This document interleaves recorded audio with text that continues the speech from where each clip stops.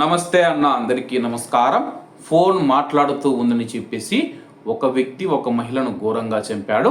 వివరాల్లోకి వెళితే నెల్లూరు కనుపర్తిపాడుకు చెందిన రేవతిని కత్తితో పొడిచి శ్రీకాంత్ హత్య చేశాడు. మాట్లాడాలని ఆమెను పాడారుపల్లి చెరువు సమీపంలోకి పిలిచి హత్య చేశాడు. హత్య తర్వాత శ్రీకాంత్ వేదాయపాలెం పోలీస్ స్టేషన్లో లొంగిపోయాడు.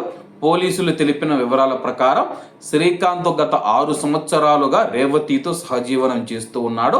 రేవతి మరో వ్యక్తితో తరచూ ఫోన్లో మాట్లాడుతుందనే విషయం ఇద్దరి మధ్య విభేదాలు తలెత్తాయి. ఈ నేపథ్యంలోనే రేవతిని శ్రీకాంత్ చంపినట్లు తెలుస్తుంది. ప్రస్తుతం మనం చూసుకుంటే రేవతి అలాగే శ్రీకాంత్ అనే వ్యక్తి ఎవరైతే ఉన్నారో 6 సంవత్సరాలుగా సహజీవనం చేస్తూ ఉన్నారన్నమాట. ఇటీవల ఆమె మరొక వ్యక్తితో కాంటాక్ట్లోకి వెళ్ళి మాట్లాడుతూ ఉండడంతో అయితే వీళ్ళిద్దరి మధ్య చిన్నపాటి గొడవలు వాగ్వాదాలు జరుగుతూ ఉన్నాయన్నమాట. అలాగే మరో వ్యక్తితో మాట్లాడుతూ తనను మోసం చేస్తుందన్న పగతో మనం చూసుకుంటే శ్రీకాంత్ రేవతిని హత్య చేసి పోలీస్ స్టేషన్లో లొంగిపోయాడు.